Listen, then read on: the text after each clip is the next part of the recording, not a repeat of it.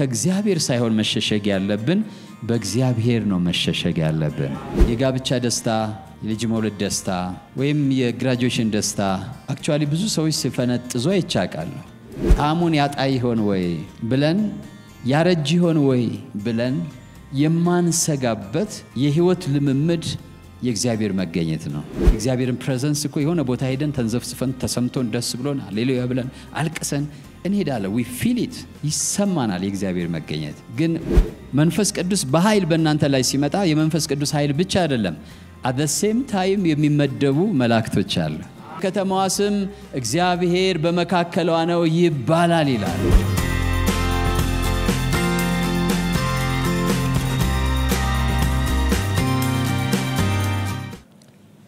ርዕሴ እግዚአብሔር መገኘት የሚል ነው። ስለ እግዚአብሔር መገኘት ብዙ የተናገርኩባቸው ጊዜዎች አሉ። እነዛን ዩቲዩብ ላይ ማግኘት ትችላላችሁ። ለዛሬ ደግሞ በልቤ ውስጥ ያለው ነገር አካፍላችኋለሁ። መንፈስ ቅዱስም በመካከላችን መልካም ያደርጋል። የእግዚአብሔር መገኘት ምን ማለት ነው? እንደዚህ አይነት ማለት የትምህርት ሰዓት ስላልሆነ ወደ ዝርዝር እና ጥልቅ ጉዳዮች አንገባም። ለአሁን ግን የሚሆንን ነገር እንካፈላለን። ክብር ለጌታ ይሁን። የእግዚአብሔር መገኘት የእግዚአብሔር መገኘት ሰው እንዲኖርበት የተገባ ከባባዊ ሁኔታ ወይም ኢንቫይሮንመንት ነው። ሰዎች እንዲኖሩበት የተገባ ስፍራ ነው፣ ቦታ ነው። ለሰው ልጅ ትክክለኛው ስፍራ የእግዚአብሔር መገኘት ነው። ሁላችንም ብናቅም ባናቅም ብዙ የማይመቹ ሁኔታዎች በዙሪያችንና በውስጣችን ሲሆኑ አንዱ ምክንያት ምናልባትም ያለንበት ከባባዊ ሁኔታ የእግዚአብሔር መገኘት የሌለበት ሊሆን ይችላል። ለሰው ምቹ ስፍራ፣ የሚያረካ ስፍራ፣ እረፍት የሚሰጥ ስፍራ የእግዚአብሔር መገኘት ነው። ባለፈው ሳምንት ብዙ ጊዜ የተራመድኩ ወክያረኩ አንዳንድ ጥያቄዎች ይመጣሉ እና በህይወትህ ያለ ጥያቄ ረክተህ የምታቀው መቼ ነው የሚል ጥያቄ በውስጥ የተነሳ። ያለ ጥያቄ ረክተህ የምታቀው መቼ ነው? ያለ ስጋት። አንዳንድ እርካታዎች ፍጹም እርካታ አይደሉም። እየረካን ግን እንራባለን። ለምን? በውስጣቸው ይዘት የላቸውም።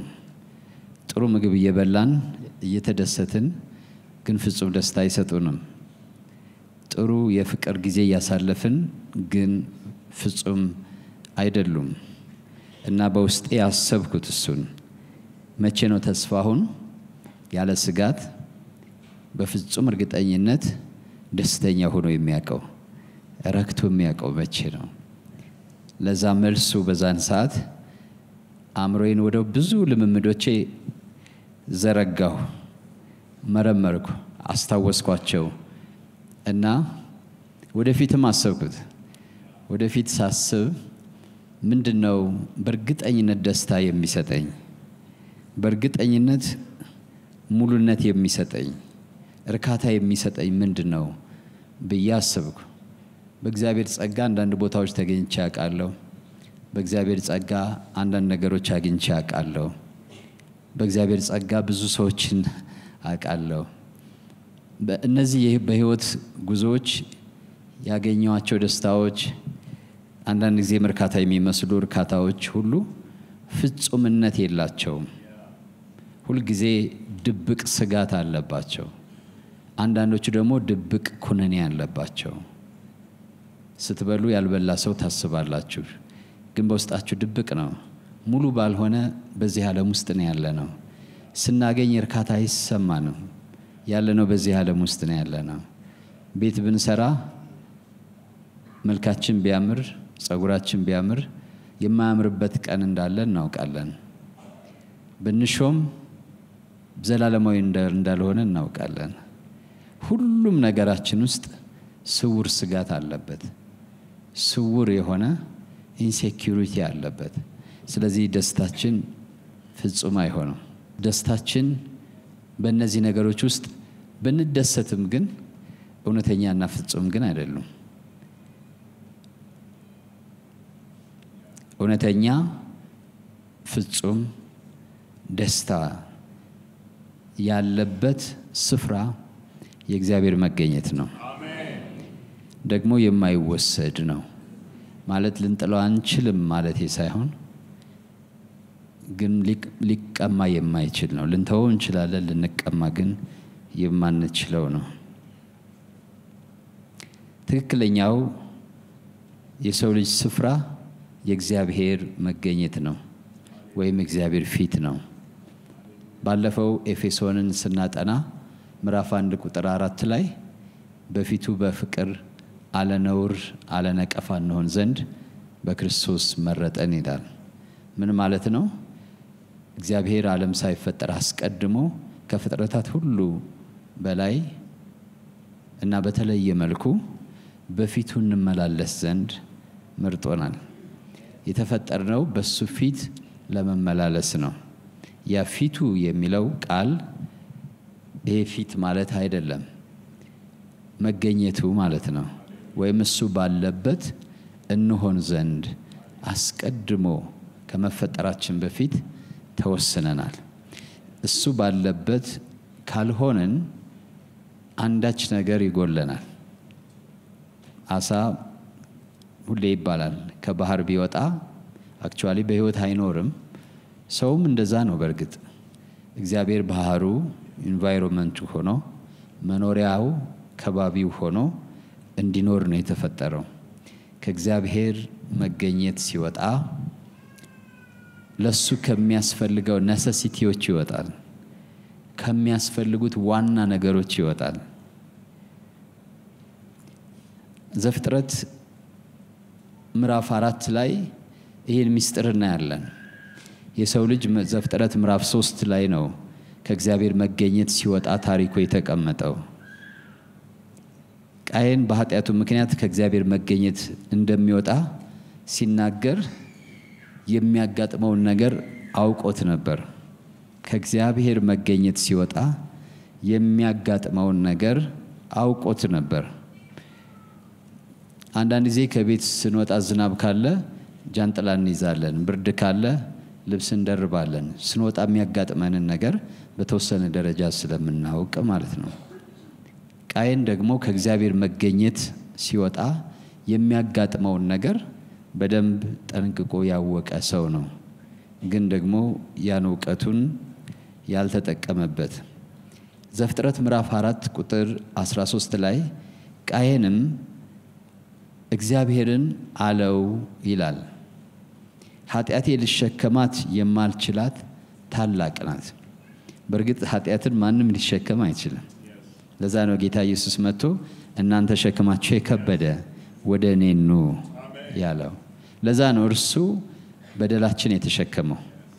ማንም ሰው የራሱን ኃጢአት መሸከም አይችልም። ኃጢአቴ ልሸከማት የማልችላት ታላቅ ናት። ቁጥር 14 እነሆ ዛሬ ከምድር ፊት አሳደድከኝ። ከእግዚአብሔር ፊት የወጣ ሰው ምን ይላል መጽሐፍ ቅዱስ በምሳሌ መጽሐፍ ላይ? ኃጥእ ማንም ሳያሳድደው ይሸሻል ይላል። አሳዳጅ አያስፈልገውም። ኃጥእ ማንም ሳያሳድደው ይሸሻል። ጻድቅ ግን እንደ አንበሳ ተማምኖ ይኖራል ይላል። ጻድቅ እንደ አንበሳ ተማምኖ ይኖራል። ኃጥእ ደግሞ ማንም ሳያሳድደው ይሳደዳል። ለምን? እዚህ ላይ እነሆ ዛሬ ከምድር ፊት አሳደድከኝ። እግዚአብሔር አላሳደደውም። ከፊትህ እሰወራለሁ። ይሄ ከፊትህ የሚለው ቅድም እንዳልኩት በእንግሊዘኛም ብታነቡት ከመገኘትህ ማለት ነው። ከፊትህ እሰወራለሁ። ኃጢአት ከእግዚአብሔር መገኘት ያወጣል፣ ከእግዚአብሔር መገኘት ይሰውራል። የመጀመሪያው አባቱ እና እናቱ ተሰውረዋል። ታስታውሳላችሁ በዘፍጥረት ምዕራፍ 3 ቁጥር 8 ላይ የመጀመሪያውን አታድርጉ የተባለውን ነገር ባደረጉ ጊዜ የመጀመሪያው ልምምዳቸው ከእግዚአብሔር መገኘት መሰወር ነው፣ መደበቅ፣ መሸሸግ። ለመሸሸግና ለመሰወር ደግሞ ያደረጉት ነገር ምንድነው? የዛፍ ቅጠልን ወስደው ግልድም አደረጉ። የመጀመሪያው ሸሹ፣ በዛፍ ውስጥ ሄደው ተደበቁ። ወደ እነሱ ሲመጣ ራሳቸውን በዛ ሊሸፍኑ ሞከሩ። ይሄ የሁላችን ልምምድ ነው። ብዙ ጊዜ ችግራችን፣ ውድቀታችን፣ ስንፍናችን ከመቀበል ይልቅ መሸፈን ይቀናናል።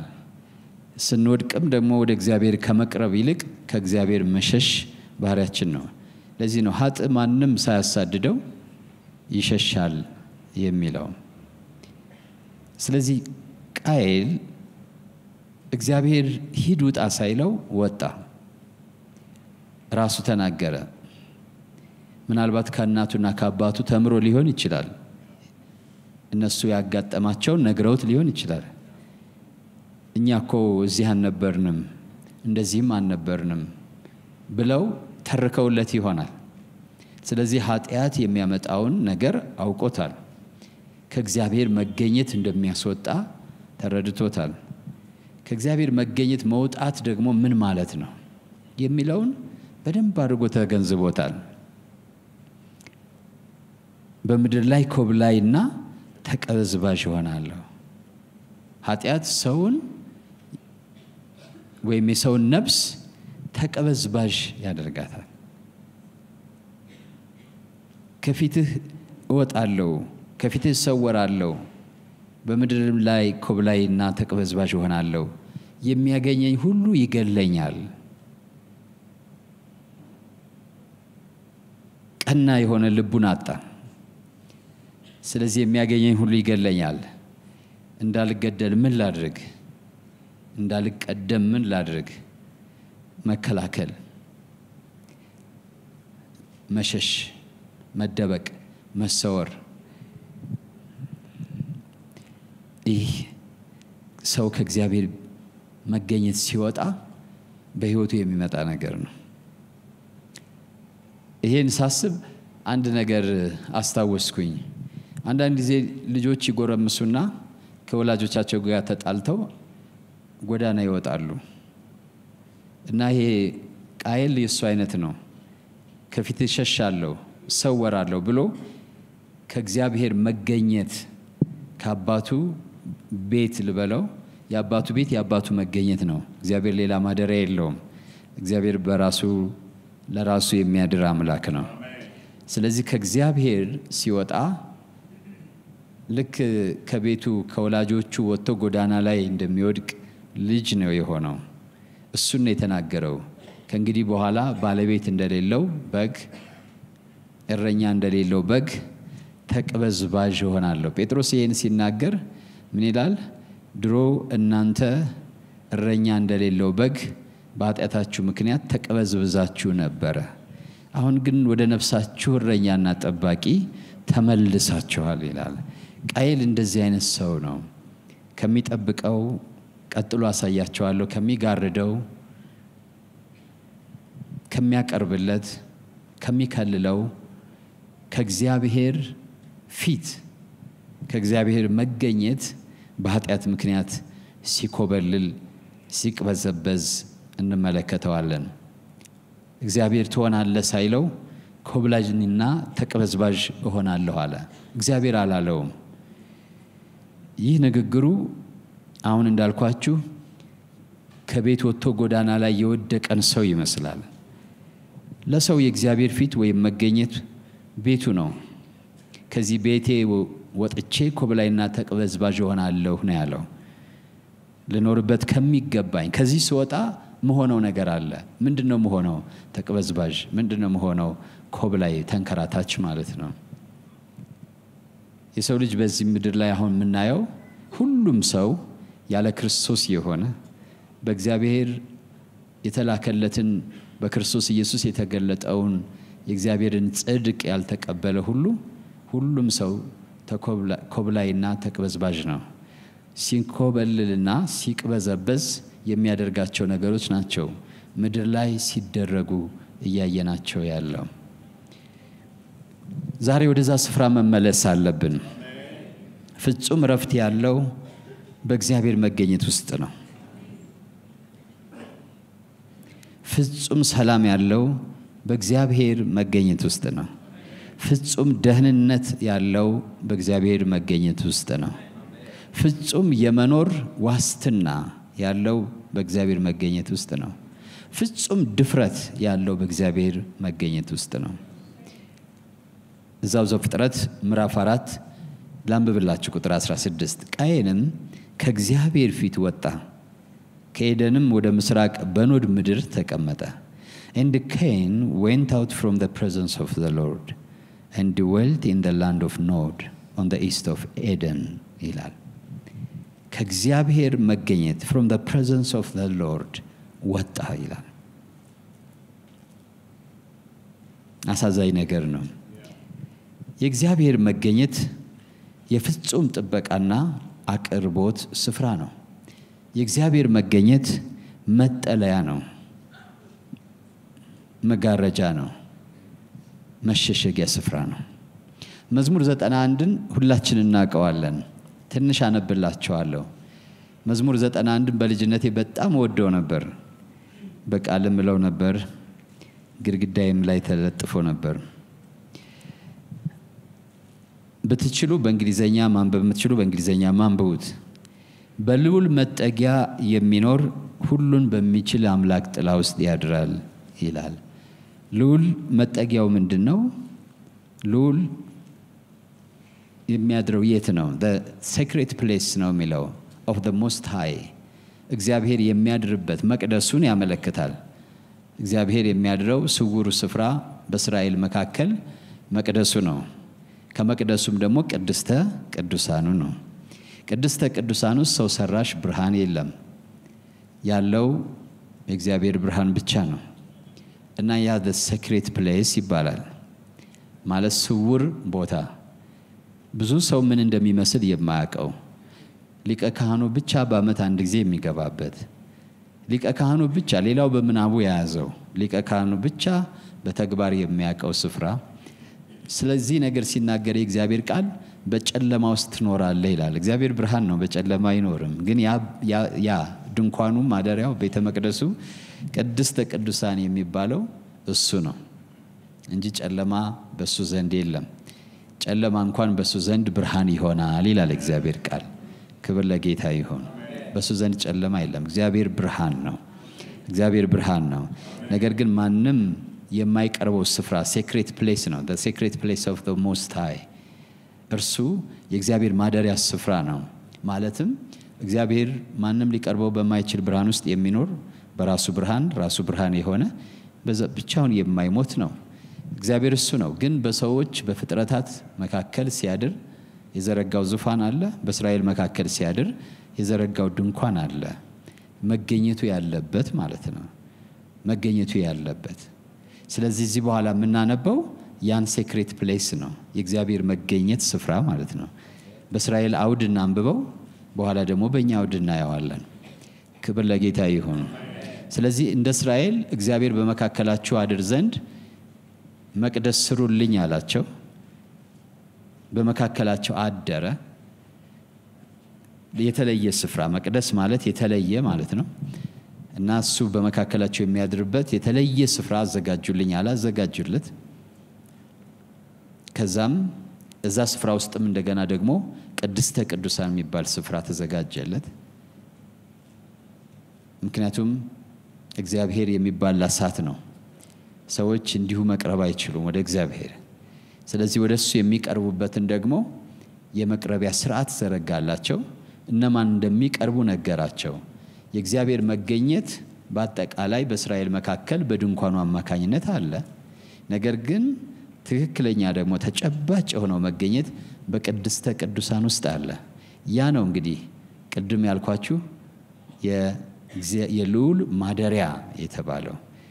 የልዑል ማደሪያ በልዑል መጠጊያ የሚለው ማደሪያ the shelter the sacred place ማለት ነው። የሚኖር ድሮ እንግዲህ መጠጊያ የሚባለው ድንኳን፣ ዳስ እና ዋሻ ነው በዛ በጥንት ዘመን ማለት ነው። ሰዎች በዋሻ ውስጥ ይኖሩ ነበር ወይም በድንኳን ውስጥ ይኖራሉ ወይ በዳስ ውስጥ ራሳቸውን ያስጠልላሉ ከፀሐይ ከዝናብ ከተለያየ ነገር። መጠለያ የሚባለው እሱ ነው። የልዑል መጠለያና መጠጊያ ደግሞ የተባለው ደግሞ በመካከላቸው ያድር ዘንድ የተሰራው ድንኳን ነው። ከኔ ጋር ናችሁ? ስለዚህም በልዑል መጠጊያ የሚኖር ሁሉን በሚችል አምላክ ጥላ ውስጥ ያድራል። የአምላክ ጥላ የተባለው አሁን እንዳልኳችሁ ልዑል ያደረበት ስፍራ ያለበት ነው የአምላክ ጥላ። ስለዚህ በልዑል መጠጊያ የሚያደርሰው ወይም በፊቱ in his presence የሚኖር ሰው የአምላክ ጥላ ውስጥ ያድራል። the shadow of the almighty God ስር በልዑል አምላክ ጥላ ስር ይመላለሳል፣ ይወጣል፣ ይገባል። በእርሱ የሚኖር አምላክ ጥላው ይሆናል። በፊቱ የሚመላለስ ሰው አምላክ ጥላው ይሆናል፣ እንደ ጃን ጥላ ማለት ነው። የአምላክ ጥላ አብሮት ይሆናል። በእግዚአብሔር መገኘት ውስጥ የሚኖር ሰው የአምላክ ጥላ ምኑ ይሆናል? አብሮት ይሆናል። ሲንቀሳቀስ፣ ሲወጣ፣ ሲገባ የልዑል እግዚአብሔር ጥላ ከእርሱ ጋር ይሆናል። እኔ እዚህ ያለው አሁን ብታዩ ጥላ አለ፣ ሻዶው አለ። እስራኤል በልዑል አምላክ ጥላ ስር ነበር ይወጡ የነበሩት ይገቡት የነበሩት። ብዙ ጊዜ የሐዋርያት ሥራ ላይ ምናነበው አለ አይደለም? ምዕራፍ 5 ላይ ጴጥሮስ ጥላው እንኳን ቢሆን ይነካቸው ዘንድ ድውያኖችን ባጋንንት የታሰሩትን ሁሉ እያመጡ አልፎ በሚሄድበት ጎዳና ላይ በወሰካ እያደረጉ ያስቀምጧቸው ነበር።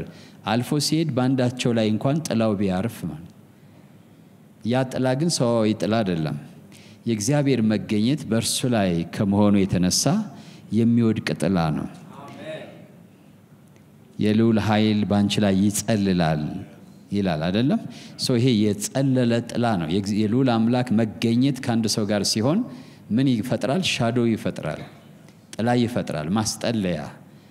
በሽታ የማይደርስበት ሊሆን ይችላል፣ ጭቆና የማይደርስበት፣ ውድቀት የማይደርስበት፣ ስጋት የማይደርስበት፣ ሞት የማይደርስበት፣ ኪሳራ የማይደርስበት ጥላ ይፈጥራል።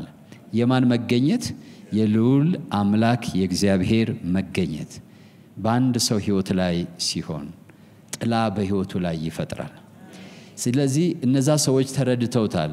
በጴጥሮስ ሕይወት ላይ የልዑል አምላክ ጥላ አለ። ወደዛ ጥላ በሽታ መግባት አይችልም። ወደዛ ጥላ ሞት መግባት አይችልም። ወደዛ ጥላ አጋንንት መቅረብ አይችልም። ይሄን ስለተረዱ ወደዚህ ሰው ጥላ ሰዎችን ያመጡ ነበር። የሰውየው ጥላ ሊፈውስ አይችልም። የሰውየው ጥላ ሊያስጠልል አይችልም። የልዑል ግን አምላክ ጥላ ግን በዚህ ሰው ላይ ነበረ። ስለዚህ መዝሙረ ዳዊትን እያየነው ብንሄድ በደንብ እየተረዳን እንመጣለን። ቁጥር 2 ላይ ብታዩ እግዚአብሔርን አንተ መታመኛዬ ነህ እለዋለሁ። በልዑል መጠጊያ የሚኖር ሰው እግዚአብሔርን መታመኛዬ ነህ ይለዋል። ባፉ አይደለም። ይሄ ምን ማለት ነው? እተማመንብሃለሁ፣ ስጋት አይሰማኝም፣ ፍርሃት የለብኝም ማለት ነው። አንተ መታመኛዬ ነህ እለዋለሁ። አምላኬና መሸሸጊያዬ ነው፣ በእርሱም እታመናለሁ። አምላኬና መሸሸጊያዬ ነው። መሸሸጊያ የሚለው አሁን ቅድም ቁጥር 1 ላይ ያልነው ማለት ነው። የልዑል መጠጊያ ውስጥ ያለ ሰው ነው። መሸሸጊያዬ ነህ ማለት ዳሴ ነህ፣ ጎጆዬ ነህ፣ ወይም ደግሞ ዋሻዬ ነህ ማለት ነው። የማን መገኘት ነው ይሄን የሚሆነው? የልዑል አምላክ የእግዚአብሔር መገኘት። ስለዚህ የአምላክ መገኘት መሸሸጊያ ነው ማለት ነው፣ ወይም መደበቂያ ነው ማለት ነው። ከእርሱ ሳይሆን መደበቅ ያለብን በእርሱ ነው መደበቅ ያለብን። ሕይወታችሁ በክርስቶስ ሆኖ ተሰውሯል ይላል። መሰወር ያለብን ከእግዚአብሔር ሳይሆን በእግዚአብሔር ነው መሰወር ያለብን። በእግዚአብሔር ስንሰወር ከኃጢአት እንሰወራለን፣ ከፍርድ እንሰወራለን፣ ከቁጣው እንሰወራለን። ከማን ቁጣ? ከእግዚአብሔር ቁጣ። በመጽሐፉ ቅዱስ በራእይ መጽሐፍ ላይ ከቁጣው ከልዑል አምላክ ከበጉ ቁጣ ሰውሩን፣ ተራሮች ወይ ደብቁን፣ ሸሽጉን ይላሉ ይላል። እነዛ ግን መሸሸግ፣ መደበቅ፣ መሰወር የሚችሉ አይደሉም። ከእግዚአብሔር አምላክ ቁጣ እንሰወርበት ዘንድ እንሸሸግበት ዘንድ እግዚአብሔር ስፍራ አዘጋጅቶልናል። ያ ስፍራ ጌታ ኢየሱስ ክርስቶስ ነው። በእርሱ የተሸሸገ ሰው ከእግዚአብሔር ከዚህ ዓለም ችግርና መከራ ብቻ ሳይሆን ከልዑል አምላክ ከእግዚአብሔር ቁጣና ፍርድ ይሸሸጋል። ስለዚህ ከእግዚአብሔር ሳይሆን መሸሸግ ያለብን በእግዚአብሔር ነው መሸሸግ ያለብን። እርስ በርሳችሁ ብትነጋገሩ ደስ ይለኛል። ከእግዚአብሔር ሳይሆን መሸሸግ ያለብህ በእግዚአብሔር ነው መሸሸግ ያለብህ። ዳዊት ምን አለ? እግዚአብሔር መሸሸጊያዬ ነው አለ። ክብር ለጌታ ይሁን። መገኘቱ መሸሸጊያዬ ነው። ቃየል ምን አለ? ከእግዚአብሔር እሸሻለሁ። I hide myself from your presence አለ። ከመገኘትህ እሸሸጋለሁ አለ። እርቃለሁ፣ ከመገኘትህ እርቃለሁ፣ ከመገኘትህ እሸሸጋለሁ፣ ከመገኘትህ እሰወራለሁ ብሎ ራሱን ኮንኖ ከእግዚአብሔር ፊት ወጥቶ ሄደ። ዳዊት ግን ምን አለ? እግዚአብሔር ግን መሸሸጊያዬ ነው አለ። ለዛ ነው ዳዊት ሲወድቅ ከእግዚአብሔር ያራቀው፣ ዳዊት ሲስት ከእግዚአብሔር ያልወደቀው። ለዛ ነው የገባው ሚስጥር ነበረ። እግዚአብሔር ከውድቀትም መሸሸጊያ ነው። እግዚአብሔር ከራሱ ከእግዚአብሔር ቁጣም ማምለጫ ነው። ከእግዚአብሔር ፍርድ እንኳን ራሱ ማምለጫ ነው እግዚአብሔር።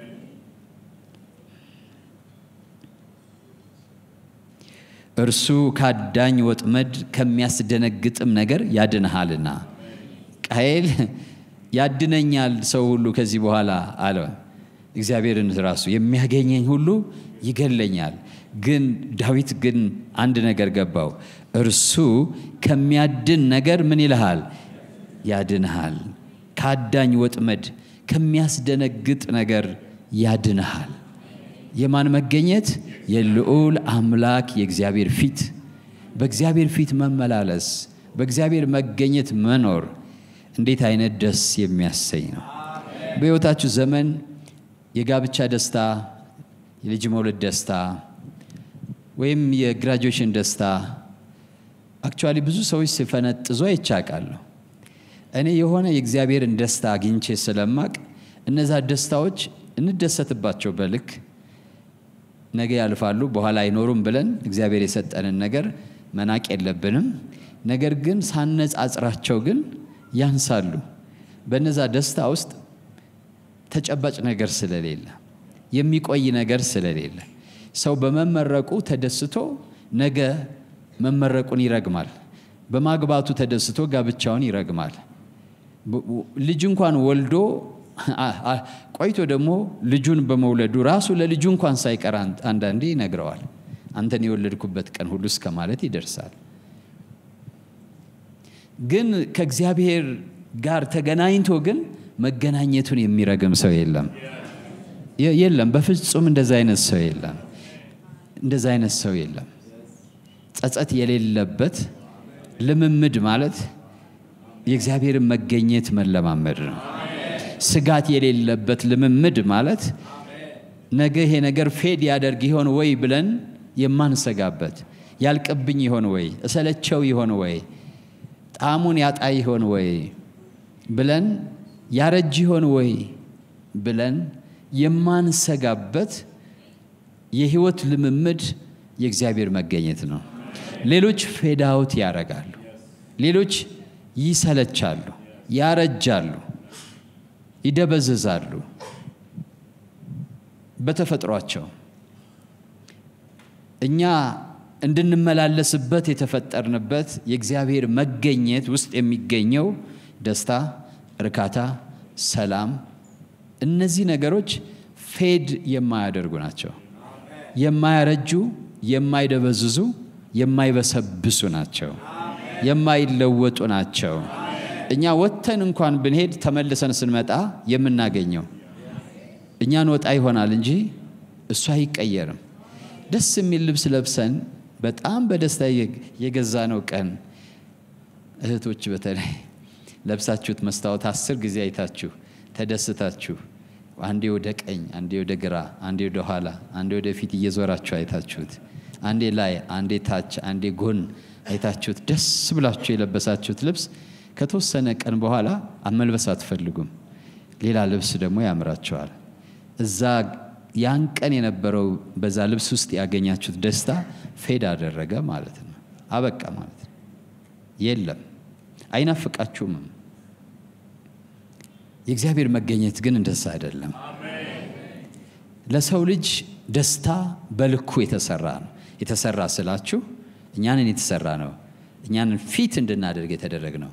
ግን የእግዚአብሔር መገኘት ግን ለሁለንተናችን እንዲመች ተደርጎ ነው የተፈጠር ነው። እኛ ለሁለንተናችን ለመንፈስ ለነፍስ ለስጋችን ለጤና ለርካታ ለሰላም ለህይወት እንዲመች ተደርገን ነው የተፈጠር ነው።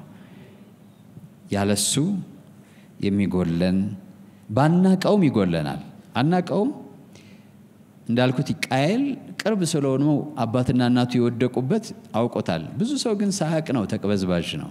ኢቭን መቅበዝበዙን አያቅም። ቢኮዝ ከተወለደ ጊዜ ጀምሮ ተቅበዝባዥ ነው።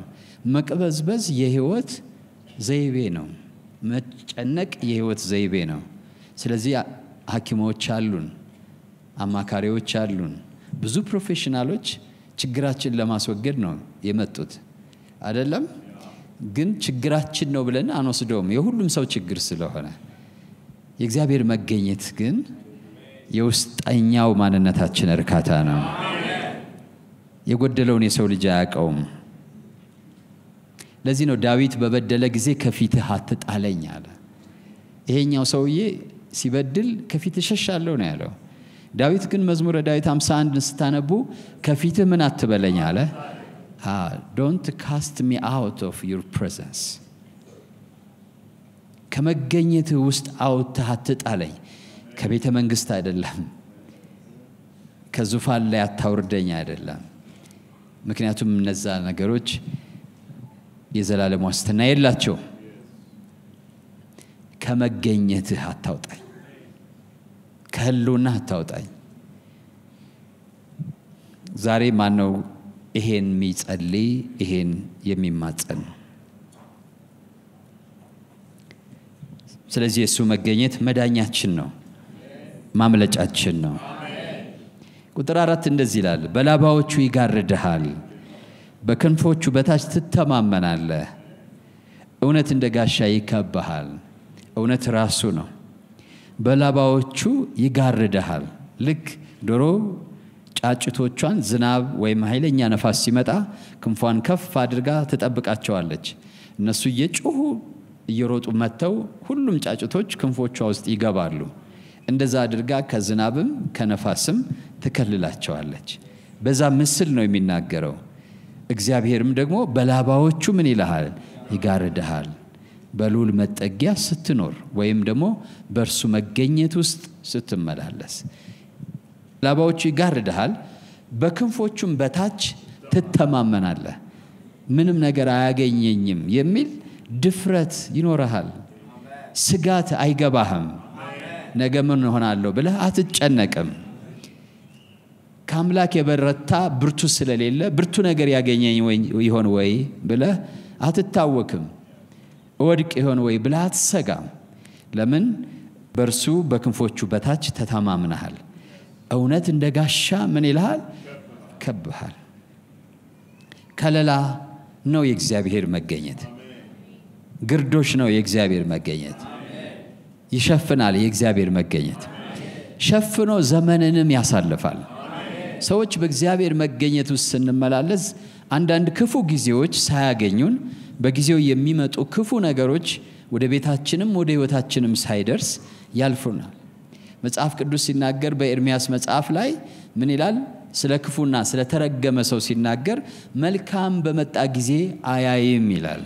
ክፉ ሰው መልካም ሲመጣ አያይም። እንደዚህ ሁሉ ደግሞ መልካም ሰው በእግዚአብሔር መገኘት የሚመላለስ ሰውም ደግሞ ክፉ ሲመጣ አያይም። ከክፉ እግዚአብሔር ይሸሽገዋል፣ ከክፉ እግዚአብሔር ይሰውረዋል። የእግዚአብሔር መገኘት እንደ ጋሻ ይከበዋል። መዝሙረ ዳዊት ላይ እግዚአብሔር ቃል እንደዚህ ይላል፣ እንደ ጋሻ በሞገስ ከበብከን ይላል፣ ከለልከን ይላል። የእግዚአብሔር ሞገስ እንደ ጋሻ ይከባል። የእግዚአብሔር ፌቨር፣ የእግዚአብሔር ሞገስ ሰዎችን እንደ ጋሻ ይከባቸዋል። በልዑል መጠጊያ የሚኖሩትን ሰዎች እኔ በዚህ አገልግሎት ያወቅኩት ምስጢር ምንድነው? ይሄን መናገር አግባብ ይሆን አይሆን ባላቅም ያወቅኳቸው ጥቂት ምስጢሮች አሉ። ምስጢር ማለት የእግዚአብሔር ፈቃድ ማለት ነው። አንደኛው የገባኝ ነገር ዛሬ በጣም በተደጋጋሚ ያስታወስኩት ነበር። ምንድነው? ኮንሰክሬሽን ነው። ራስን ለጌታ አሳልፎ መስጠት ማለት ነው። እና የሆነ ጊዜ ላይ በእጆቼ ክፉ ላላደርግ፣ በአንደበቴ ክፉ ላልናገር፣ በሰውነቴም የገባኝ እሱ ነው። በዛ መዝለቅ ሌላ ነገር ሆኖ ማለት ነው። ሁለተኛው ነገር በልዑል መጠጊያ መኖር ነው። በእግዚአብሔር መገኘት ውስጥ መመላለስ ነው። በእግዚአብሔር መገኘት ውስጥ ይሄን ከእግዚአብሔር ሰው ነው የተማርኩት። ብዙ ጊዜ ከሩቅ ሳይ እግዚአብሔር ኃይል በእጃቸው፣ በዓይናቸው፣ በልብሳቸው አልፈው ሲሄዱ፣ ሲቀመጡ፣ ሲነሱ ሲገለጥ ሳይ ምንድነው ሚስጥሩ ነበረ። እና ከነሱ መካከል ግን ከእግዚአብሔር ሰዎች መካከል አንዱ በልዑል መጠጊያ መኖር ሚስጥር ነው ብሎ ሲናገር ሰማሁት። if you stay in his presence, በሱ መገኘት ውስጥ የምትቆይ ከሆነ ብሎ ሲናገር ሰማሁት። ስትናገር ይሆናል፣ ስታስብ ይጸናል፣ ስትራመድ የእግዚአብሔር ኃይል ካንተ ጋር ይራመዳል። ይሄን ስሰማ ያን ቀን ወሰንኩኝ። በ2003 ዓመተ ምህረት ማለት ነው። ያን ቀን ወሰንኩኝ ዋና ፍለጋዬ የእግዚአብሔር መገኘት ሊሆን ማለት ነው። እግዚአብሔር መገኘት ኮምፕሮማይዝ ከሚያደርግብኝ ነገር ራሴን ላርቅ፣ ላሸሽ ወሰንኩኝ።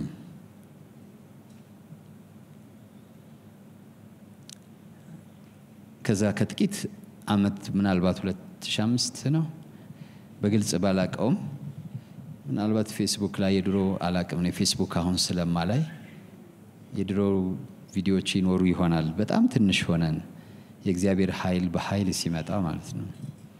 እና ሰዎች እጃቸው ይደነዛል፣ እግራቸው ይደነዛል፣ እንደ ኤሌክትሪክ ይይዛቸዋል። ልብሳችን ነክተው መቆም ያቅታቸዋል። አልፈን ስንሄድ ይወድቃሉ። የኔ ቢሮ ብዙ ሰው ወድቋል። ቢሮ ሲገባ ብዙ ሰው ወድቋል። አጋንንት ያለበት ሰው ነፃ ወጥቷል። ጀስት ቢሮ በመግባት ማለት ነው።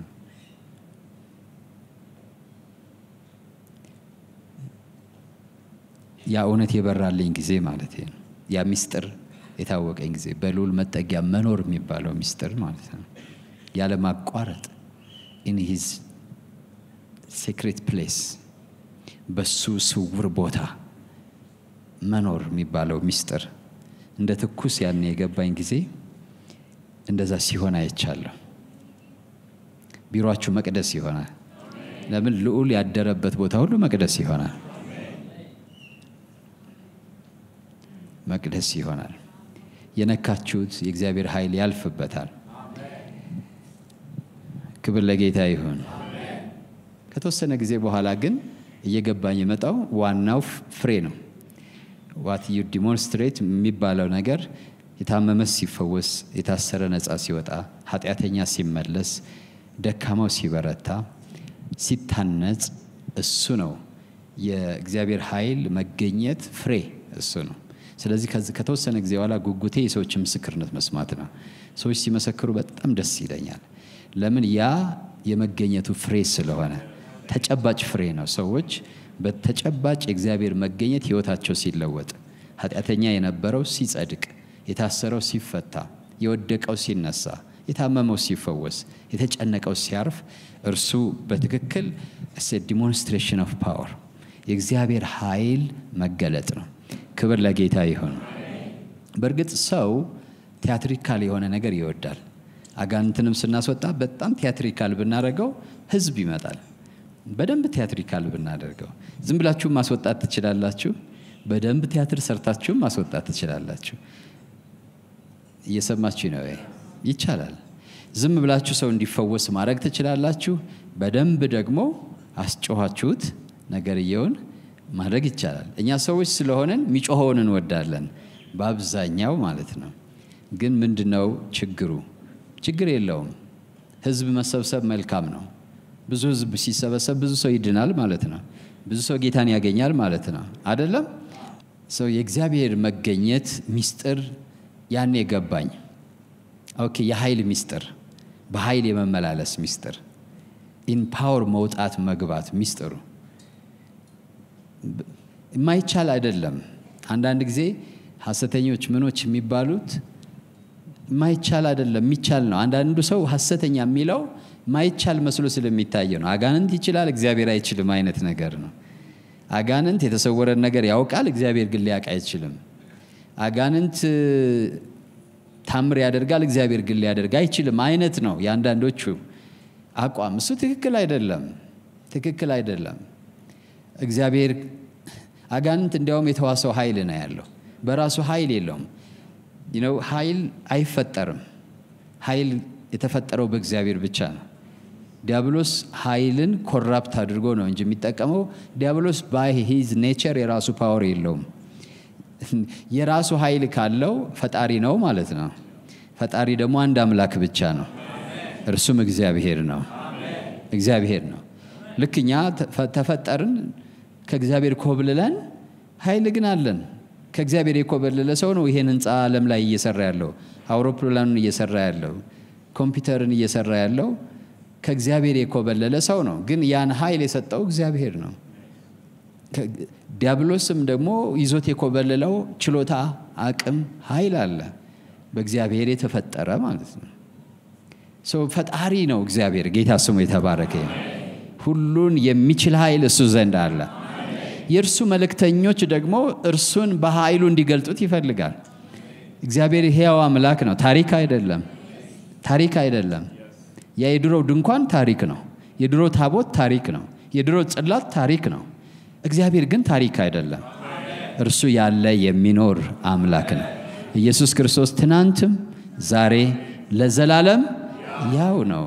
ምን ማለት ነው? ትናንት ፈውሷል፣ ዛሬም ይፈውሳል። ትናንት ታምራት አድርጓል፣ ዛሬም ታምራት ያደርጋል። ትናንት ታድጓል፣ ዛሬም ይታደጋል። ካለዛ እንዴት ቦርን አጌን እንሆናለን? አንለስ አዘርዋይስ ሚራክል ከሌለ በቀር። ምክንያቱም ዳግመኛ መወለድ እኮ ታምራት ነው። ዳግመኛ መወለድ እኮ እንዲያውም የመፍጠር ስራ ነው። ማንም በክርስቶስ ቢሆን አዲስ ፍጥረት ነው። ስለዚህ አንድ ሰው ጌታ ኢየሱስን ሲቀበል አዲስ ፍጥረት ሆኖ ይፈጠራል።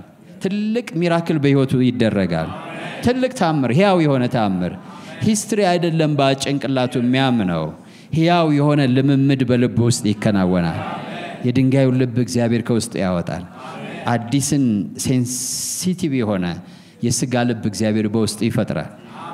መንፈሱን በውስጡ ያሳድራል። ይሄ ነው ዳግመኛ ልደት ማለት። ዳግመኛ ልደት የእግዚአብሔር የመፍጠር ስራ ነው። በክርስቶስ ኢየሱስ ስራ፣ በመስቀሉ ስራ። ጥንት እግዚአብሔር ያለ መስቀሉ ነው ተፈጥሯዊ ማንነታችን የፈጠረው።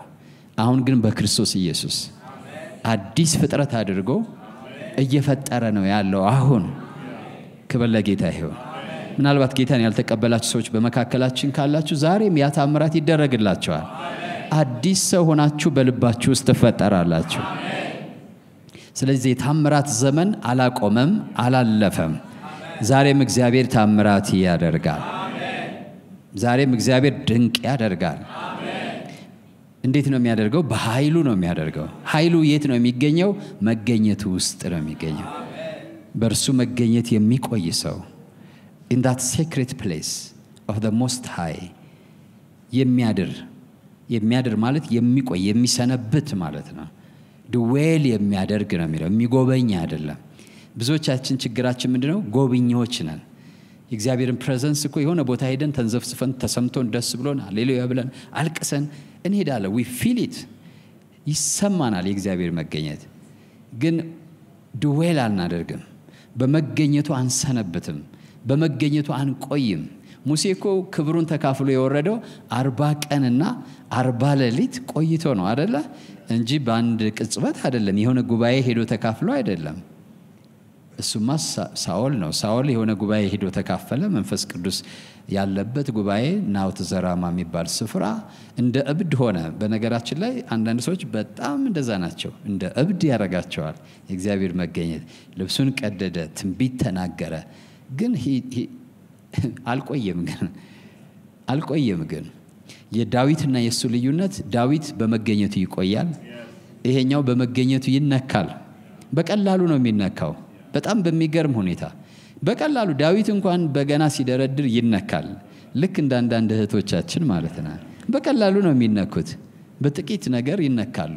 ከዛ በኋላ ደግሞ ይወጣሉ። ወጥተው ደግሞ በሌላው ይቆያሉ። ግን ይሄ የሚነግረን የእግዚአብሔር ቃል በልዑል መጠጊያ የልዑልን መጠጊያ ወይም የልዑልን መገኘት የሚጎበኝ ሳይሆን የሚኖር ነው የሚለው። ምን የሚል ነው የሚለው? የሚኖር። ብዙ ሰዎች እስኪ ፓስተር የኃይልን አገልግሎት ምከረኝ ብለውኝ ያውቃሉ። እውነቴን ነው፣ ለኩራት አይደለም የምነግራችሁ። what is the secret? ትንሽ ነገር ይዛችሁ ካዩ እሷ ናት ማለት ነው ይላሉ። የሆነ ስታነቡ ካለ እሱ ነው ማለት ነው እኔም እሱን ላንብብ ይላሉ። ወይም የሆነ እጃችሁን ስትዘረጉ እንደዛ ነው የሚዘረጋው ማለት ነው ይላሉ። ግን እንደሱ አይደለም። ስትጾሙ ካዩ መጾም ነው ማለት ነው ብለው ይጾማሉ። በልዑል መጠጊያ የሚኖር ሁሉን በሚችል ያ ችሎታው በሱ ጥላ ስር ያድራል። ዛሬ ወደዛ መመለስ ይሆንልን በኢየሱስ ክርስቶስ ስም። ከሌሊት ግርማ በቀን ከሚበር ፍላጻ በጨለማ ከሚሄድ ክፉ ነገር ካደጋና ከቀጥር ጋኔን አትፈራም። ይሄ ነው የመገኘቱ ሚስጥር። ስጋት አይኖርብህም። ቀንም ሆነ ሌሊት ሕዝብ የሚፈራው የሚደነግጥበት ባጠገብህ 1000 በቀኝ 10,000 ይወድቃሉ፣ ወደ አንተ ግን አይቀርብም። በዓይኖች ብቻ ትመለከታለህ ማለት ሲወድቅ ማለት ነው። ታያለህ። በዓይኖች ብቻ ትመለከታለህ፣ የኃጥአንን ብድራት ታያለህ። ማለትም የደህንነት ስፍራ ነው ማለት ነው የእግዚአብሔር መገኘት። በሌሎች ሲደርስ እያየ በአንተ ላይ የማይደርስበት የልዩነት ስፍራ ነው ማለት ነው የእግዚአብሔር መገኘት። ተባባሉ እስኪ እርስ በርሳችሁ። የልዩነት ስፍራ ነው። በሌላው ሲደርስ እያየን በእኛ የማይደርስበት ልዩነት የሚፈጥር ስፍራ ነው። ይሄን እኮ ነው ሙሴ ከኛ ጋር ካልወጣህ በምን ልዩነት ይኖራል? ያንተ መገኘት እኮ ነው ልዩነታችን አለ አይደለም? ልዩነታችን ከሌላው የሚለየን ዶክትሪናችን አይደለም፣ መፎክራችን አይደለም። ከሌላው የሚለየን መገኘት ነው።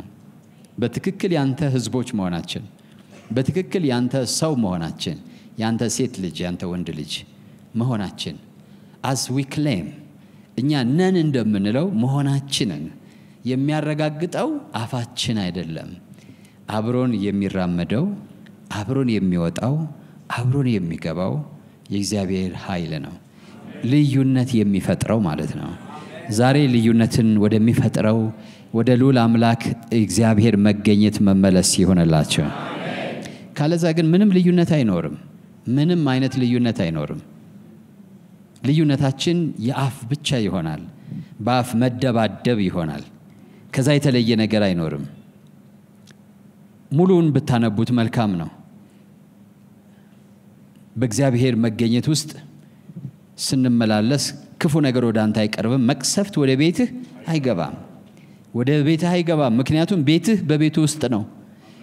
አንተ ተሰውረሃል። ያደርከው በማን መገኘት ውስጥ ነው?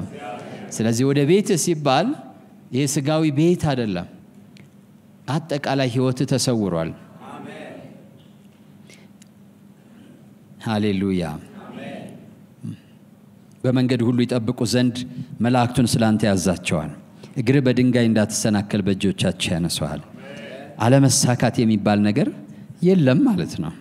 የምታደርገው ሁሉ ይሳካልሃል። የፊቱ መልአክ ካንተ ጋር ይሄዳል። ይሄ እዚህ ጋር የሚያወራው መልአክ የፊቱ መልአክ ይባላል። አንዳንዴ ጌታ ኢየሱስ ነው ይባላል። ግን ደግሞም ለሁሉ ነገር ጌታ መልአክ አለው። የፊቱ መልአክ አለ።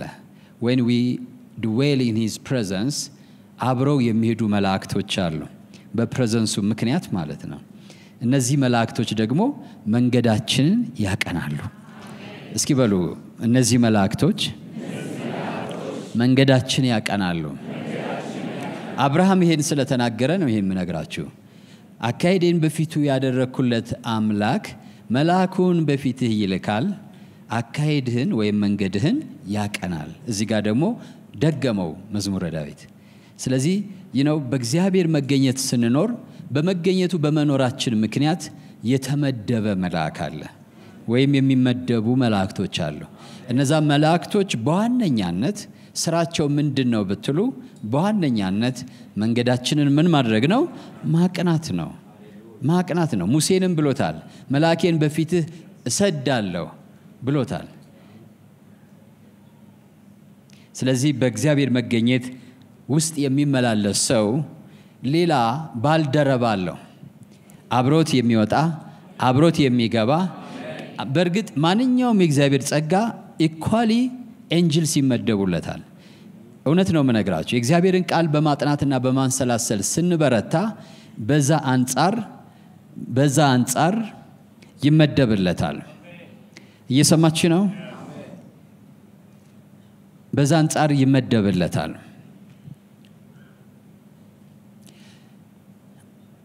ማለትም የቃሉን በሁሉም መንፈሳዊ ነገሮች የምንበረታ ከሆነ የምታዩት ነገር አንደኛው ነገር የእግዚአብሔር መልአክ በየጉዳዩ ቃሉን በማጥናት በአምልኮ በጸሎት ወይም በሌላ ነገር ልዩነት ያለው ነገር መንፈሳዊ ነገር ስናደርግ የጌታን ራት መካፈል ሊሆን ይችላል። if you have faith በጌታ ስጋና ደም በቅዱስ ቁርባን እውነተኛ እምነት ካላችሁ በዛ እምነታችሁ ምክንያት ከናንተ ጋር የሚኖር መልአክ አለ። በቃሉ ባላችሁ እምነት ምክንያት ከናንተ ጋር የሚኖሩ መንፈስ ቅዱስ በኃይል በእናንተ ላይ ሲመጣ የመንፈስ ቅዱስ ኃይል ብቻ አይደለም፣ at the same time የሚመደቡ መላእክቶች አሉ። በሁሉም መንፈሳዊ ልምምዶቻችን ሁሉ ጊዜ እግዚአብሔር a number of angels ይመድባል። እየሰማችሁ ነው ወይ? እየከበረ ነው ህይወታችን የሚሄደው። አንድ ነገር በህይወታችን መንፈሳዊ ሀብት በጨመረ ቁጥር በላቀ ቁጥር እየበዛ ይመጣል። በእኛ እንጂ ስንወለድ የነበራለ በስንወለድ የነበረው መልአክ እስክንሞት እሱን ይዘን መሞት የለብንም። ከእግዚአብሔር ጋር ባለን ህብረትና አንድነት ሁሉ ጊዜ የሚመደቡ ቅዱሳን መላእክቶች አሉ። አንዳንዶቹ መንገዳችን ያቀናሉ፣ አንዳንዶቹ ይጠብቁናል፣ አንዳንዶቹ ያቀርቡልናል፣ አንዳንዶቹ ሌላ ሪስፖንሲቢሊቲ ይወጣሉ። ምክንያቱም ዕብራውያን ምዕራፍ 1 ቁጥር 14 ላይ መላእክቱን ይልና ከዛ መላእክቱስ መዳንን የሚወርሱትን ምን የሚሉ የሚያገለግሉ አይደለም የሚለው? ምን የሚሉ ነው የሚለው? ለማገዝ የሚላኩ ናቸው፣ አጋዦች ናቸው ማለት ነው። መዳንን ወይም በሳልቬሽናችን ውስጥ ያለውን ሀብት ለምንወርስ ለኛ በመውረስ ሂደታችን ውስጥ ሊያግዙን ወይም ሰርቭ ሊያደርጉን የሚላኩ ናቸው። ክብር ለጌታ ይሁን። አጋዦች ናቸው። እስኪ በሉ አጋዦች ናቸው በሉ እስኪ። ክብር ለጌታ ይሁን። መዳንን ለመውረስ ምን ያሉትን የተጠሩትን የሚያግዙ ናቸው። ስለዚህ በእግዚአብሔር ጸጋዎች እየበዛን በሄድን ቁጥር አጋዦች እየበዙልን ይመጣሉ። በልዑል መጠጊያ ስናድር ምንድነው የሚያደርገው? እግዚአብሔር ሌላ መልአክን በሕይወታችን ይጨምራል። እግራችን እንዳይሰናከል፣ መንገዳችን እንዳይበላሽ ነገራችን የሚያቀኑ አሉ። ጌታ ኢየሱስ ክርስቶስ መልአክ አብሮት ነበረ። ያኔ ፈተና በተፈተነ ጊዜ በምድረ በዳ መልአክ ቀርቦ አገለገለው ይላል። በኋላ ደግሞ ሲፈራ ሲደነግጥ በጌተሰማኒ መልአክም ተገልጦ አበረታው ይላል። እየሰማችሁ ነው ወይ? እኛም ለመንፈሳዊ ነገር በጣም ሴንሲቲቭ ብንሆን የሚያበረቱን አሉ፣ የሚረዱን አሉ፣ የሚያቀርቡልን የሚያገለግሉን ሂ ሰርቭ ሂም ምናልባት ምግብ ሊሆን ይችላል። ኤልያስን ታስታውሳላችሁ፣ ምግብ ሰርቭ አድርጎታል። ላይክ መላእክት ሰርቫንቶች ናቸው። በነገራችን ላይ ልናመልካቸው ወደ እነሱ ልንጸልይ የሚገቡን አይደሉም፣ በፍጹም አይደሉም። እነሱ መተው ካላናገሩንም እናናግራቸው አይደሉም። እነሱ መተው ካላናገሩን መልአኩን ይልካል ነው የተባለው። እንደ እግዚአብሔር ቃል መላእክቶችን ምናዛቸው ምንልካቸው እኛ አይደለንም። እየሰማችሁ ነው? ጌታ ኢየሱስም ራሱ አባቴን ብጠይቀው አይልክም ወይ ነው ያለው ራሱ ማለት ነው። ስለዚህ ከመላእክት ጋር ሲያናግሩን እናናግራቸዋለን፣ ሲጠይቁን መልስላቸዋለን። ግን መላእክትን በጸሎት መጥራት በጸሎት ማናገር ግን አላስፈላጊ የሆነ መጥፎ ልምምድ ውስጥ ሊያስገባ ይችላል። ወደ እግዚአብሔር ብቻ ነው መጸለይ ያለብን፣ እግዚአብሔርን ብቻ ነው ማናገር ያለብን። ግልጽ ነው እያልኩ ያለሁት። ክብር ለስሙ ይሁን። በመጽሐፍ ቅዱስ የትም ቦታ ላይ መልአክን ሰው ሲያናግር ማለትም ሲጸልይ ወደ መልአክ አታዩ። መልአክ ቅዱሳንም ቢሆን እንደዚሁ ነው። ብትጠይቁኝ ቅዱሳን ከዚህ ዓለም ያለፉ ቅዱሳን ይጸልያሉ ወይ ብትሉ ሊጸልዩ ይችላሉ። አይ ዶንት ኖ ሊጸልዩ ይችላሉ። እኛ ግን ወደ እነሱ መጸለይ ያለብን ወይ መጸለይ የለብንም?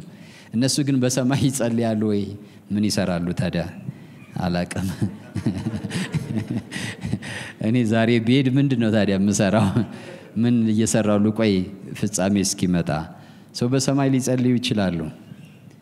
ግን እኛ ሰዎች ወደ እነሱ ወደ ሰማይ መጸለይ ያለብን ወይ? የለም። ጸሎት እንዴት መጸለይ እንዳለብን ጌታ ኢየሱስ አስተምሯል።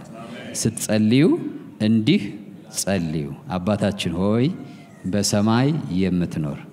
ቀጥሎ መልአኩ ገብርኤል ሆይ በገነት የምትኖር በሉ አልተባልንም። ወደ የትና እንዴት መጸለይ እንዳለብን ተነግሮናል። ክብር ለጌታ ይሁን። ጴንጤዎች እኮ ተሰናከሉብኝ ይሆናል።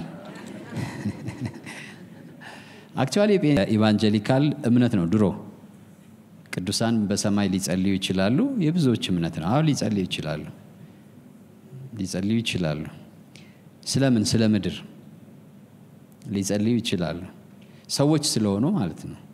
መላእክት ስራቸው መጸለይ አይደለም፣ መላክ ነው። ሄዶ ማጥፋት ሊሆን ይችላል፣ ማዳን ሊሆን ይችላል፣ መቁረጥ ሊሆን ይችላል፣ መግደል ሊሆን ይችላል። ሰው ግን መጸለይ ይችላል። ክብር ለጌታ ይሁን። ግን ሰው ግን ወደ ሰው ምን አይልም? አይጸልይም። ሰው ወደ ፍጡር በአጠቃላይ አይጸልይም። ወደ ፍጡር መጸለይ ማለት ፍጡሩን ማምለክ ማለት ነው። እሱ በጣም የተከለከለ ነው። በእርሱ መገኘት ወይም በእርሱ ፊት የመሆኛ ብቸኛ መንገድ በፊቱ ጸጋን ማግኘት ነው። ታዲያ እንዴት ነው በፊቱ መሆነው? በዚህ ሴክሬት ፕሌስ እንዴት ነው? ወደዚህ ሴክሬት ፕሌስ እንዴት ነው መቅረብ የምችለው? እንዴት ነው መግባት የምችለው ብለን ልንጠይቅ እንችላለን። በእርሱ ፊት መሆን የምንችለው ጸጋን ያገኘን እንደሆን ብቻ ነው። if he call us to his presence እርሱ ወደ መገኘቱ ካልጠራን ካልፈቀደልን በቀር ጥሰን ምን ገባበት አይደለም። በጉልበት አንገባበትም፣ በኃይል አንገባበትም። እግዚአብሔር ጸጋን ሲሰጠን ወይም በፊቱ ሞገስ ስናገኝ ተቀባይነት ስናገኝ ብቻ የሚሆን ነገር ነው። ስለፈለግንም ይሆን አይደለም። በጉልበት አይሆንም፣ በስጋዊ ጉልበት በመሻት ብዛትም አይሆንም። ከእርሱ ዘንድ ፈቃድ ያስፈልገናል። ልክ እንደ አስቴር ማለት ነው። አስቴር ወደ ንጉሱ ለመግባት የንጉሱ ዘንግ መዘርጋት ነበረበት። ንጉሱ ደስ ብሎት ግቢ ማለቱን የሚያሳየው ዘንግ ዘርግቶ ነው። ያለ ጊዜው ሄዳ ማለት ነው። ዘንጉን ባይዘረጋ ትገደላለች። እና ያን ሪስክ ወስዳ ነው አስቴር ወደ ንጉሱ የሄደችው። ለምን? ማንም እንዳይገባ የተከለከለበት ሰዓት ነው። ዘንጉን ካሳየ ግን ዘንጉን ያዩ ሰዎች እንድትገባ ፈቅዶላታል ማለት ነው ብለው ያስገቧታል። ልክ እንደዚሁ እግዚአብሔር ይሁንታ ካላሳየን በፊቱ ሞገስ ካላገኘን በቀር ወደ እግዚአብሔር ህልውና ወይም መገኘት ወይም ሀልዎት መቅረብ መግባት አንችልም። ይሄ በጣም ሊገባን ይገባል። ዘጸአት 33 ቁጥር 3 ላይ አንገተ ደንዳና ሕዝብ ስለሆንክ በመንገድ ላይ እንዳላጠፋህ ኮንሱም እንዳላደርግህ ነው የሚለው። ላይክ ፋየር ማለት ነው፣ እንደ እሳት ማለት ነው። እንዳልበላህ ነው የሚለው። እንዳላጠፋህ የሚለው አማርኛው። እንግሊዘኛውን ብታነቡት ኮንሱም እንዳላደርግህ just like a fire እግዚአብሔር የሚባላ እሳት ነው ይላል እግዚአብሔር ቃል። ኮንሱም እንዳላደርግህ እኔ ባንተ መካከል አልወጣም ይላል። ባንተ መካከል አልሆንም፣ አልገኝም፣ ከተገኘው አጠፋሃለሁ ይላል። ስለዚህ ሳያጠፋን ሊገኝ የሚችለው እንዴት ነው? ሳያጠፋን ከኛ ጋር ሊሆን የሚችለው እንዴት ነው? እግዚአብሔር ከኛ ጋር። ቅድም ፓስተር አማኑኤል ይል ነበር አይደለም? እግዚአብሔር ከማን ጋር? ከኛ ጋር። በሉ እስኪ ሁላችሁ። ብዙ ጊዜ ቀሎ ነው የሚታየን። ዛሬ ባወራሁት አውድ ግን አስቡት። እግዚአብሔር ከኛ ጋር ማለት his presence። ከዚህ የከተማዋ ስም እግዚአብሔር በመካከሏ ነው ይባላል ይላል። እግዚአብሔር ከኛ ጋር መሆን ማለት ቅድም ያልኳችሁን ፕሪቪሌጆች ሁሉና ያልዘረዘርኳቸውን ማግኘት መቻል ማለት ነው ወገኖቼ። እግዚአብሔር ከኛ ጋር አማኑኤል ማለት እግዚአብሔር ሳይቃወመን፣ እግዚአብሔር ጠላታችን ሳይሆን፣ እግዚአብሔር የሚባላና የሚፋጅ እሳት ሳይሆን የኛ ወገንና ከኛ ጋር መሆን ማለት ነው። ያ የታወጀው በጌታ በኢየሱስ ክርስቶስ መወለድ ነው። ያ የታወጀው እኔ ካንተ ጋር አልወጣም፣ እፈጅሃለሁ፣ እበላሃለሁ ያለው እግዚአብሔር አሁን ግን አልፈጅህም፣ አሁን ግን አልበላህም፣ እኔ ካንተ ጋር እሆናለሁ። እንዴት? ኢየሱስ ክርስቶስ የሚባል መጣ። ጌታ ስሙ ይባረክ። ጸጋና እውነትን ተሞልቶ በመካከላችን አደረ። በእግዚአብሔር ሕልውና ለመመላለስ ወይም በሱ ሕልውና ለመቆየት የሚያስፈልገን ነገር እርሱ ነው፣ ሞገስ ነው፣ ጸጋ ነው። ክብር ለጌታ ይሁን። ይሄ ጸጋ ደግሞ ዓለም ሳይፈጠር በክርስቶስ ኢየሱስ ለኔና ለናንተ ተሰጥቶናል። ያን ጸጋ ኢየሱስ ክርስቶስ ይዞ መጥቷል። ድሮ በብሉይ ኪዳን ይህ እግዚአብሔር የሚገኝበት ስፍራ ላይ ታቦት አለ፣ ጽላት አለ፣ ከዛ የስሬት መክደኛ የሚባል አለ። አንዳንድ ቅጆች የስሬት መክደኛ የሚለውን ሜርሲ ሲት ይሉታል። ማለት ምን ማለት ነው? የምህረት ዙፋን ማለት ነው። ማለት እግዚአብሔር ኃጢአትን የማያይበት፣ የሚሸፍንበት፣ በደልን የሚሸፍንበት፣ አቶን የሚያደርግበት፣ የሚያስተሰርይበት ስፍራ ማለት ነው። ሊቀ ካህኑ የሰዎችን ኃጢአት ለሰዎች ኃጢአት የፈሰሰውን ደም ይዞ ወደ ቅድስተ ቅዱሳን ይገባና ይረጫል እና ኃጢአታቸው ይሸፈንላቸዋል፣ ይከደንላቸዋል። ስለዚህ እግዚአብሔር ቃል ኃጢአቱን እግዚአብሔር የማይቆጥርበት ሰው፣ በደሉ የተከደነችለት ሰው ብፁዕ ነው ይላል። ምንድነው ብፅዕናው? ወደ እግዚአብሔር መቅረብ ስለሚችል፣ ወደ ሕልውናው መግባት ስለሚችል ብፅዕናው እሱ ነው። ብፅዕናው እሱ ነው። ኃጢአቱ የተከደነለት፣ በደሉ የተሰረየለት ሰው የተባረከ ሰው ነው፣ የታደለ ሰው ነው፣ የሚቀናበት ሰው ነው። ለምን? ወደ እግዚአብሔር የመግባት አክሰስ አለው እንደዚህ አይነት ሰው። ግን በምን በኩል ነው ኃጢአት የሚከደነው? ያ የስሬት መክደኛ የተባለው ስፍራ የሚቀበለው የደም ጠብታ አለ። ስለዚህ በክርስቶስ ኢየሱስ ደም ዕብራውያን ምዕራፍ 10 ላይ ይሄን ይነግረናል። በመጋረጃው ማለትም በስጋው በኩል ወደ እርሱ መግባት አለን ይላል። ክብር ለጌታ ይሁን። እስኪ በስጋው በኩል በሉ። ሰው በመሆኑ ምክንያት እና ስለ ኃጢአቴ በመስቀል ላይ ደሙን ስላፈሰሰ በዛ ደም አማካኝነት ወደ ምህረቱ ዙፋን መቅረብ እችላለሁ። the mercy seat ግን mercy seat ከሌለ the throne of grace የሚባለው የለም።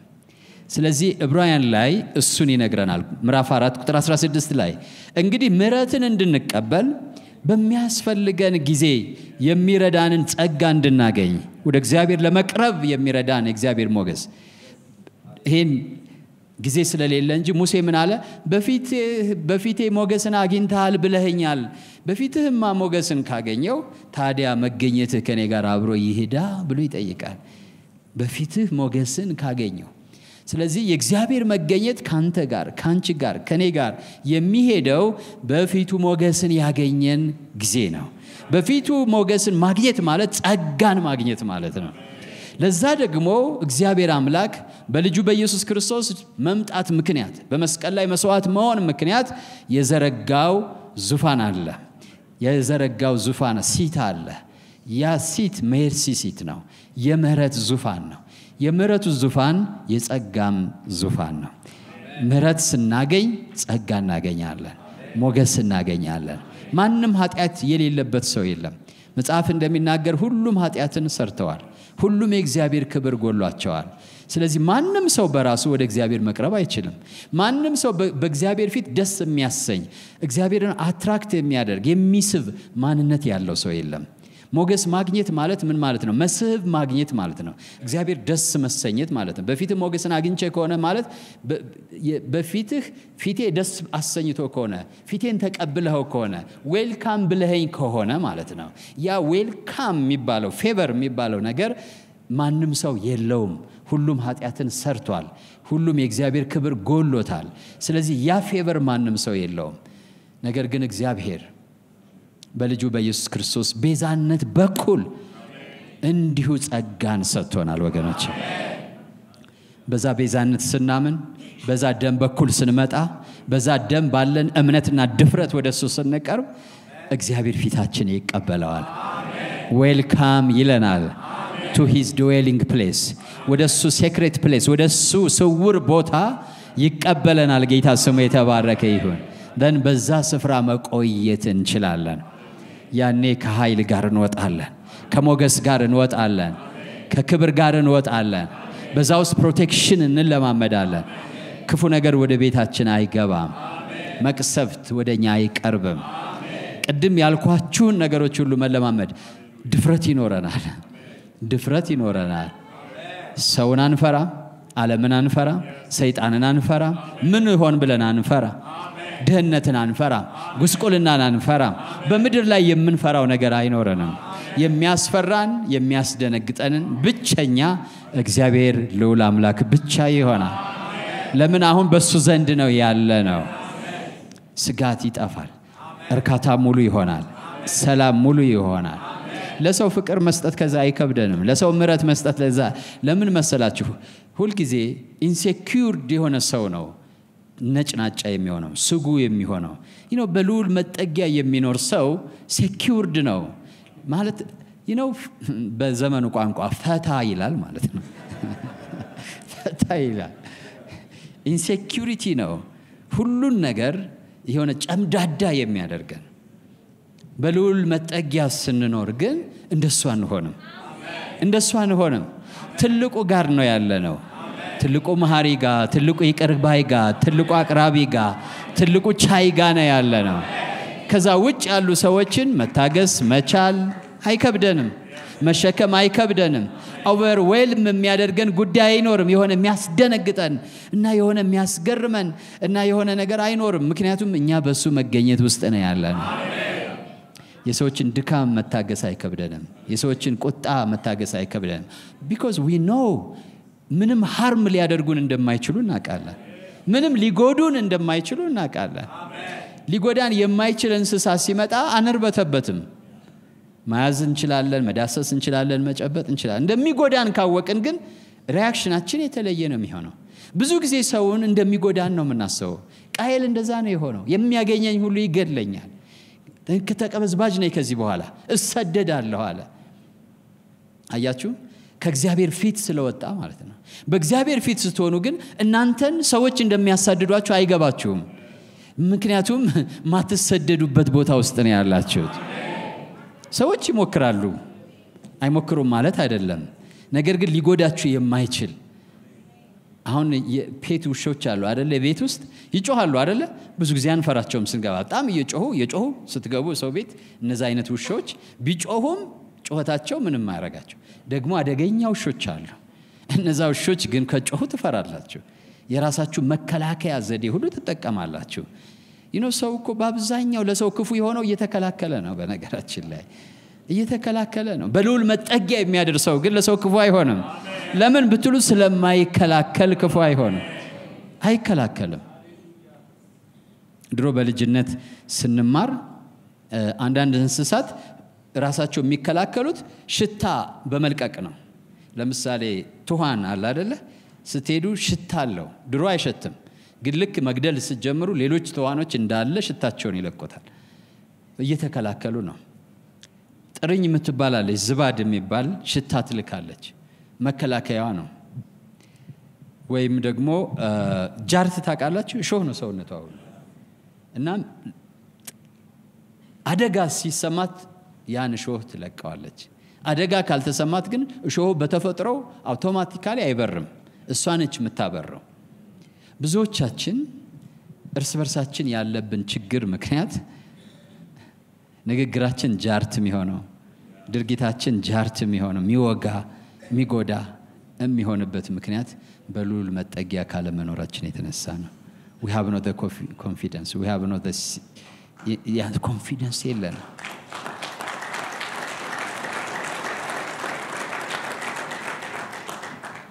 ያመተማመን የለንም ወንድሜ ቢወስድብኝ ምንም አያረግም አንልም ወሰደብኝ ነው የምንለው በሉል መጠጊያ ስትኖር ግን ሲወስድባችሁ ምንም አይመስላችሁም የማያልቅበት ስፍራ ላይ ነው ያላችሁ ሲዘጋባችሁ ምንም አይመስላችሁም የማይዘጋበት ስፍራ ነው ያላችሁ ሲያዋርዳችሁ ምንም አይመስላችሁም ማትዋረዱበት ቤት ውስጥ ነው ያላችሁ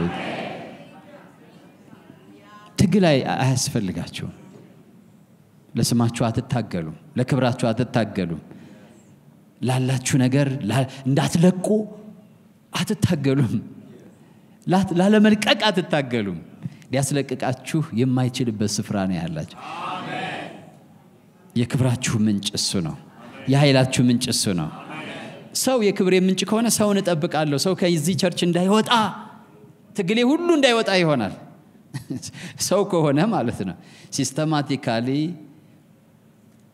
ታክቲካሊ ከሆነ ሰው የሰበሰብኩት ትግሌ ሰው እንዳይወጣ ታክቲካሊ ሲስተማቲካሊ ይሆናል ማለት ነው እዚህ ቦታ ላይ ያለውት በዛ ምክንያት ከሆነ ትግሌ ሁሉስ ይሆናል ገንዘብ ያገኘውት በዛ በሆነ ምክንያት ከሆነ ትግሌ ሁሉስ ይሆናል እንግዲህ ለዛ ነው ያዕቆብ እንደዚህ በእናንተ መካከል ጦርና ጠብ ከወዴት ይመጣል ያለው አያችሁ ሰው በእግዚአብሔር ማደሪያ ሲኖር በሉል መጠጊያ ሲኖር ራሱ ለሰው የሚመች ይሆናል እንዲያውም እሱ ጋር መሄድ ደስ ይላቸዋል ከሱ ጋር መቆየት ደስ ይላቸዋል ለምን እንደ ጃርት ሾህ የለውም እንደ ጥርኝ አይነት ነገር የለውም እናንተን የሚያሸሽ ነገር የለውም ተነስተን እንጸልያለን ጌታ ኢየሱስን የግል አዳኛችሁ አድርጋችሁ ያልተቀበላችሁ ቀጥሎ ያለውን ጸሎት ከኔ ጋር በመጸለይ ወደ ህይወታችሁ እንዲገባ አሮጌው ታሪካችሁ እንዲያቆም